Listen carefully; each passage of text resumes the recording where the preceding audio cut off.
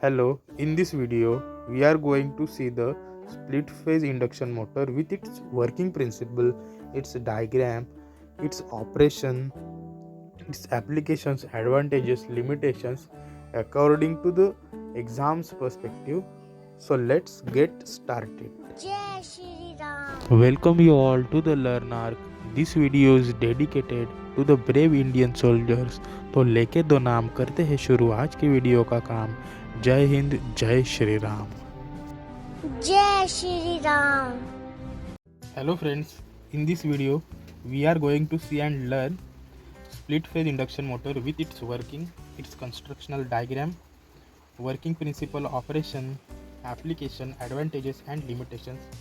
साथ ही में देखेंगे कि एग्ज़ाम में आपको कैसा लिखना है और क्या लिखना है, कौन से पॉइंट्स आपको एग्ज़ाम में लिखने हैं। फ्रेंड्स, बैकग्राउंड नॉइज़ के लिए सॉरी, इधर बहुत ज़्यादा बारिश गिर रही है, that's why I am sorry for that disturbance. So let's move to the diagram. As you can see, यहाँ पे जो है single phase AC power supply जो है यहाँ पे कनेक्टेड है हमारे दोनों वाइंडिंग को सप्लाई देने के लिए। ये जो है वो मेन वाइंडिंग है और यहाँ पे जो है वो स्टार्ट वाइंडिंग है। आगे वीडियो में आप जानेंगे और समझेंगे ये दोनों क्या है। इसके बाद यहाँ पे जो है वो मोटर रोटर प्लेस है हमारा, और यहाँ जो है वो सेंट्रीफ्यूगल स्विच है। ये जो है वो बहुत इंपॉर्टेंट और मेन कंपोनेंट है हमारे आज के स्प्लिट फेज इंडक्शन मोटर का। तो बेसिकली हमारा जो मेन वाइंडिंग है इसका रेजिस्टेंस जो है वो लो है और इंडक्टेंस एक्स जो है वो हाई है। सिमिलरली ये स्टार्ट वाइंडिंग का जो है वो वाइस वर्सा है, इसका रेजिस्टेंस हाई है और इंडक्टेंस है वो लो है। Okay, so let's move to the construction part. Construction main winding, it is connected across the supply. It has a low resistance and high inductance. Low resistance, high inductance. It remain connected both start and run. ये जो है वो start condition में और run condition में, दोनों condition में जो है वो कनेक्टेड रहता है। It is also called as run winding. इसका दूसरा नाम जो है वो रन वाइंडिंग है।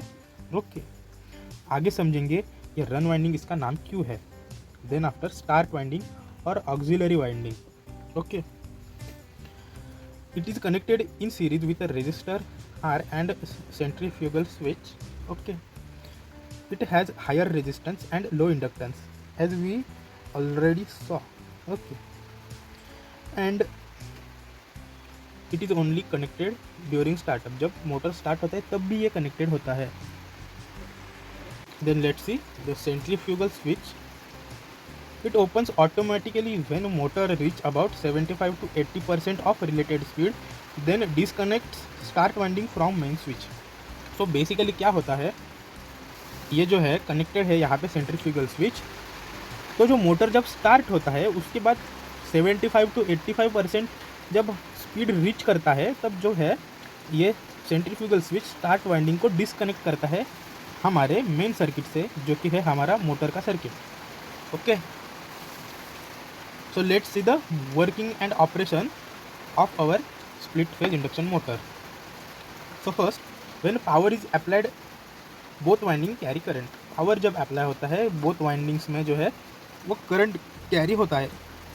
Due to difference in resistance R and inductance X, current in both the windings are out of phase. इसका रेजिस्टेंस हाई है, इसका लो है, इसका हाई है, इसका इंडक्टेंस हाई है, इसका इंडक्टेंस लो है। तो जो है वाइस वर्सा है, सो दैट्स वाई ये जो है वो आउट ऑफ फेज है पूरे। Okay, so as when motor reaches approximately 75 to 80% of the speed, the centrifugal switch disconnects the start winding with the main circuit. Centrifugal switch का working है वही है यहाँ पे। Okay, then motor runs with main winding. तो जो है हमारा स्टार्ट वाइंडिंग जो है वो डिसकनेक्ट होता है 75 to 80% स्पीड रीच करने के बाद। ये स्विच इसको डिसकनेक्ट करता है और इसके बाद हमारा मेन वाइंडिंग है, इसके ऊपर ये पूरा रन होती है motor. Okay, so that was the basic working of it.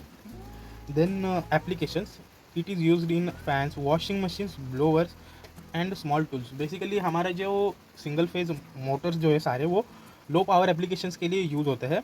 तो हमारे डेली यूज़ में ये हमारे जो मोटर्स है वो यूज़ होते हैं। Advantages, simple and low cost. जैसे कि आपको पता ही है ये छोटा होता है, दैट्स वाई इसका कॉस्ट भी लो होता है, और सिंपल डिज़ाइन है इसका। रिलायबल फॉर लाइट, छोटे एप्लीकेशंस के लिए ये जो है वो यूज़ होता है। Easy maintenance and handy because इसका साइज भी वगैरह जो है वो बहुत कॉम्पैक्ट होता है। And the limitations, it is a low starting torque device. Okay, हमारे 3 फेज जो मोटर है, हमारे इंडक्शन मोटर, उसके जो है स्टार्टिंग टॉर्क हाई होता है। हमारा सिंगल फेज जो मोटर है हमारे, उसमें स्टार्टिंग टॉर्क की ज़्यादा ज़रूरत नहीं होती। That's why it has low starting torque, heating problem in start winding, difficult to speed control, and then high starting current. Okay, so that was the basics of our split phase induction motor. I hope you learn everything. अगर कुछ समझ में नहीं आया तो आप comment करो और हमारे चैनल को ऐसे ही सपोर्ट करो और कनेक्ट रहो लर्न आर्क के साथ। Thank you very much. जय हिंद दोस्तों।